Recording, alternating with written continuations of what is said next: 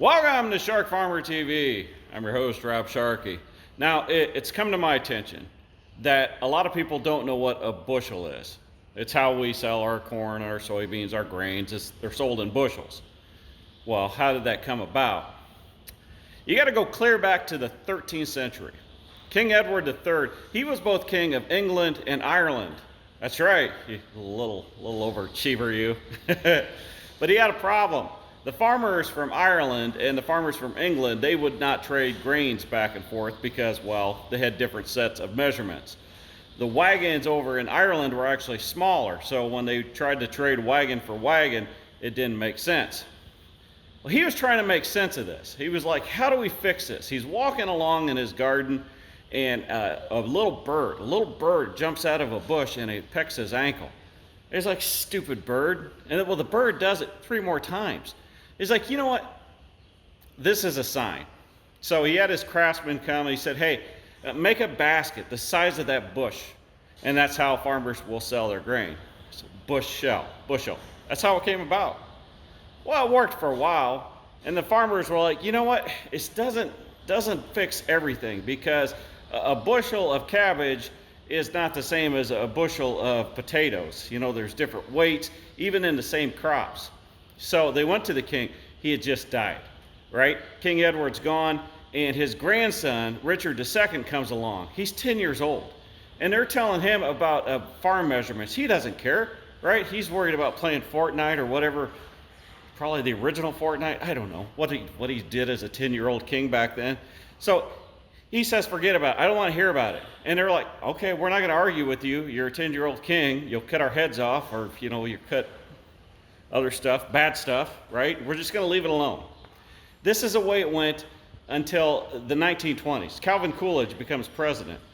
And he says, I've never been hurt by things that I've never said, but this country has been hurt by imperfect bushel measurings. Pretty close to what he said. So he said, we're going to say a bushel is 56 pounds, because there was 56 men that signed the Declaration of Independence. Everybody was happy with that, except for the soybean guys. Soybean guys have never liked the corn guys. They wanted to be different. They said, hey, it's 1927. How many home runs Babe Ruth hits this year? That's what it's going to be. So he hit 60. That's why soybeans are 60 pounds per bushel. Corn is 56 pounds per bushel. It's science, it's facts, it's history. And I'm glad that I could share the story of the bushel. I hope you enjoy the show. All right, today we're talking with Kristen. And Kaya. And Gabby. And where are you guys from? Michigan. What part? The middle. Did they teach you that in like grade school, that you have to hold up your hand? I don't think so. I think that people just do it so you learn it because other people do it, right? So. Yeah, I guess. Now, do any of you happen to live in like the country or the rural parts of the state? So our population's 10,000, so I guess it's rural, right? No, I would say that's You'd say it's a yeah, city? that's a city. Okay. Have any of you ever been on a farm? Yes. Yeah. So like just visiting? Yeah, my family has had a couple of farms, and when you like drive anywhere, Yeah. not in the city, it's just farm. So what's your perception of farmers? Republicans. Okay. More conservative? Yeah. Yeah. Yeah. Okay. For sure. I got a feeling you were trying to be nice. I was. I mean, do you think, you could just say it, I mean, do you think it is like more backwards? Yeah. Yeah. I think so. Okay. Mm-hmm. Do you think that like talking to like a farmer, someone from the country, they would almost be like thinking the same about you, kind of like, oh, they're whatever, kind Liberals? Well, yeah. See, that was me trying to be nice too. Yeah. So my father-in-law's a farmer, and he thinks that, like, he says liberals all the time. So yeah. So farmers are conservative, city folks liberals. Yeah. Not all. I know. But that's the perception, right? That is the perception. Yeah. Why do you think that is? I don't know, I guess. I just think that it's like maybe because most farmers are like, some of their views are kind of like old school or backwards, I guess, than people that live in the city. They just think different. Okay, do you think it's just the experience of where you live? Partly. Yeah. Yeah. How about you guys? What do you think? Or is she doing fine? Not paying attention. She's like, No, she's doing fine. I'm You agreeing let with her you. go. I'm agreeing with everything she says. Okay, so how do you think we can bridge that gap? I think it's communication and just being open to listening to other people's point of view, because I don't think people are open to listen, right? Like I just think, Sorry, I wasn't listening. right. I was like, really? But yeah, I just think people don't talk about it because sometimes it's, you know, if you talk about it, then people get heated or they get passionate about their viewpoint. So Yeah. then it's like we avoid talking about it. But we should talk about it because we have a lot more in common than I think that, I don't want to say like the government or whoever wants us to believe that we do. Yeah. You know, I would kind of almost argue with you, but last night I put out a tweet saying, you know, if you could ask our urban friends, you know, one question, what would it be?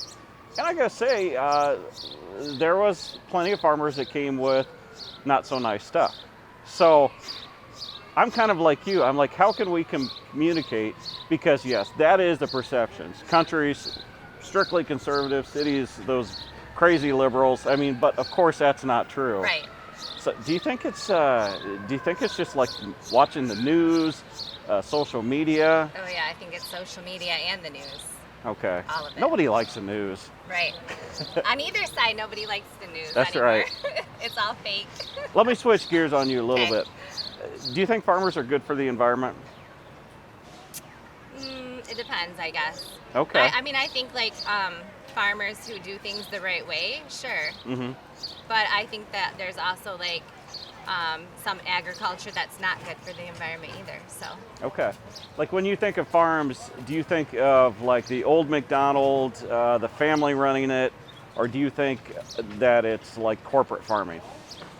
I think there's a lot of corporate farming. Like my family owns a farm, Mm-hmm.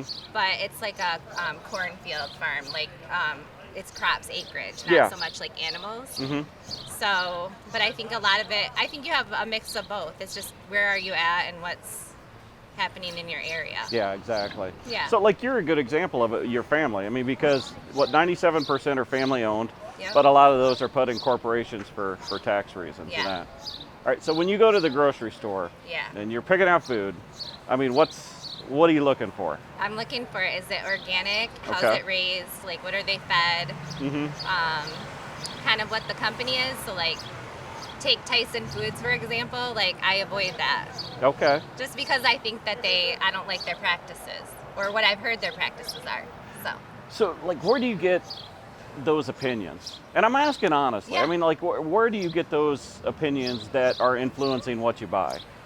I guess online, depending, like, Mm-hmm. so I try to find, like, if I see an article or something online, then I try to, like, go and see, like, is this for real or what's the, like, general, because sometimes it's not, you know, depending Yeah. on the site you get it from, Mhm. it's, like, biased. So I try to figure it out, like, is it real or no? Yeah.